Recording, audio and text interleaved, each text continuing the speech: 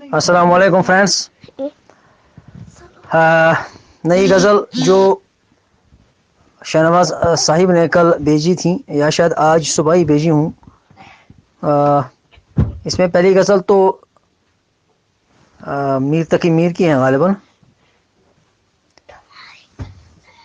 उल्टी हो गई सब तदबीरें, कुछ न दवा ने काम किया, देखा इस बीमारी दिल ने आखिर काम तमाम किया। ये तो आसान गज़ल ही है, वैसे ज़्यादा मुश्किल नहीं है।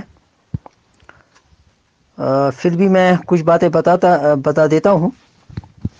इसके बाद गाल की भी एक गज़ल है, उसके हवाले से भी कुछ बातें अर्ज़ करूँगा। आईसीपी मैंने ये गालिबन ये दोनों गज़लें पढ़ाई हैं, बहुत से तलबा ने पढ़ी होंगी मेरे पास से।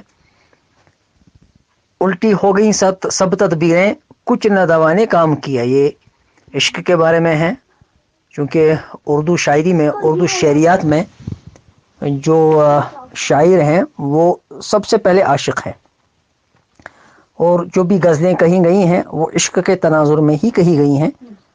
लिहाजा आशिक अपने दिल की हालत बयान करे, अपने दिल का अहवाल बयान करे। ये जो ये सबसे मुक़द्दम चीज़ होती है शायरी के अंदर। तो इसी हवाले से मीर शेर बनाते हैं। शेर कहते हैं, उल्टी हो गई सब तदबीरें, यानी सब तदबीरें उल्टी हो गई।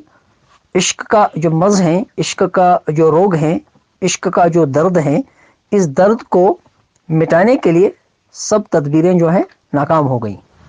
एक और जगह मीर ने तकरीबन यही बात कही है। वो कहते हैं, मरीज़ इश्क पे रहमत खुदा की, मर्ज़ बढ़ता गया जूं जूं दवा की। मरीज़ इश्क पे रहमत खुदा की, मर्ज़ बढ़ता गया जूं जूं दवा की। अब जूं जूं दवा करते हैं इश्क की, इस दर्द को मिटाने की, इस रोग को मिटाने की, उतना ज़्यादा बढ़ता जाता है। तो उल्टी हो गई सब तदबीरें, इश्क को मिटाने की सब तदबीरें उल्टी हो गई, किसी काम ना आई। कुछ ना दवा ने काम किया, और दवा ने कोई काम भी नहीं किया। देखा ए मुखातब, देखा तुमने इस बीमारी दिल ने, दिल की इस बीमारी ने यानी इश्क ने, मोहब्बत का जो रोग है, इसने आखिर काम तमाम किया, आखिर हमको मार ही डाला। काम तमाम करना जो है मुहावरा है, इसका मतलब है किसी चीज़ को ख़त्म कर देना। तो इस बीमारी ने, दिल की बीमारी ने आखिर मुझे मार ही डाला।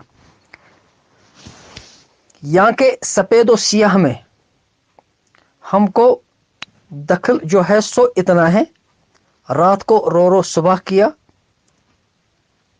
और दिन को जूं तू शाम किया। सियाह और सफ़ेद जो है, सफ़ेद और सियाह यानी सफ़ेद और सियाह, सियाह काला को कहते हैं। सफ़ेद जो है ये सफ़ेद की फ़ारसी शक्ल है, फ़ारसी में इसको सफ़ेद कहते हैं, उर्दू में इसको सफ़ेद कहा गया बाद में। और सियाह सफ़ेद का मतलब होता है खुशी गम, या किसी चीज़ को पाना खोना, या ज़िंदगी के मुख्तलिफ रंग जिसमें राहत भी हैं, कुल्फत भी हैं, आराम भी हैं और तकलीफ़ भी है। ये सब, ये जो ज़िंदगी के रंग हैं, इसमें हमारा कोई दखल नहीं है, यानी हम इसमें कोई एक्टिव रोल अदा नहीं करते हैं।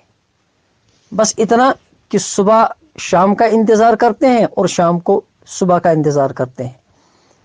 सुबह रोते हैं, शाम तक रोते जाते हैं, शाम आती है फिर रात भर रोते रहते हैं सुबह आने तक।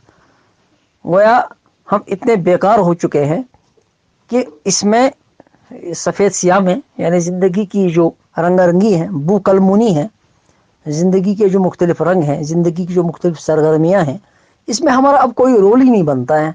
हम तो इश्क के मरीज़ हैं, और हमारी हालत यह हो गई है कि अब इसमें हमारा कोई रोल नहीं है, इसमें हमसे कुछ नहीं बनता। बस इतना कि सुबह करेंगे तो शाम तक इंतज़ार करना है, शाम करेंगे तो सुबह तक इंतज़ार करना है, वो भी बस रोते रहना है। ये भी इश्क की एक हालत का बयान है इसमें, कि इश्क ने हमें इस हालत पर पहुंचा दिया है।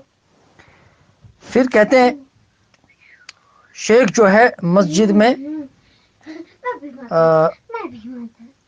नंगा रात को था मैं खाने में, जुब्बा खिरका कुर्ता टोपी मस्ती में इनाम किया। वो कहते हैं शेख जो अभी मस्जिद में है, लेकिन اس کے تن پہ کوئی کپڑا نہیں ہے، پیرہن نہیں ہے، برہنہ ہے یہ۔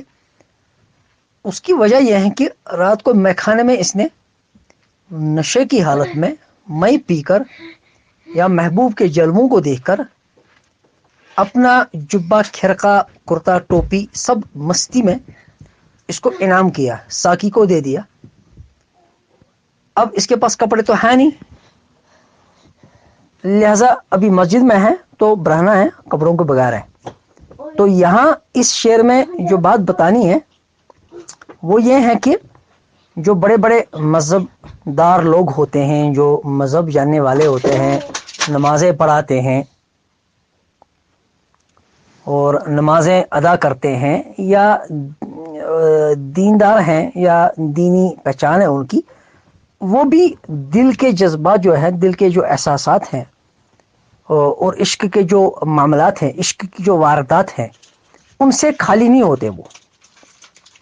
وہ بھی میخانوں کی سیر کرتے ہیں، ان کے دل میں بھی جذبات ہوتے ہیں، اور اس میں وہ کبھی کبھی اتنا زیادہ آگے بڑھ جاتے ہیں کہ ان کو یہ ہوش بھی نہیں رہتا ہے کہ جو کپڑے پہنے انہی کپڑوں کو انعامیں دے دیتے ہیں۔ تو یہاں عشق کی جو آفاقیت ہے اس کو بیان کرنا ہے کہ کٹر سے کٹر مذہبی انسان بھی جو ہے عشق کے معاملے میں وہ بہت کمزور ہوتا ہے، اور یہاں بھی اس کی نہیں چلتی ہے، اور وہ جذبات سے، اپنے احساسات سے، اپنی کیفیات سے، دل کی کیفیات سے وہ بہرحال مغلوب ہو کر رہتا ہے۔ پھر ایک اور شعر ہے، کس کا کعبہ، کیسا قبلہ، کون حرم ہے، کیا احرام، کوچے کے ان باشندوں نے سب کو یہیں سے سلام کیا۔ اس شعر میں اس کے کئی معنی نکل سکتے ہیں، جہاں تک میں نے سمجھا ہے۔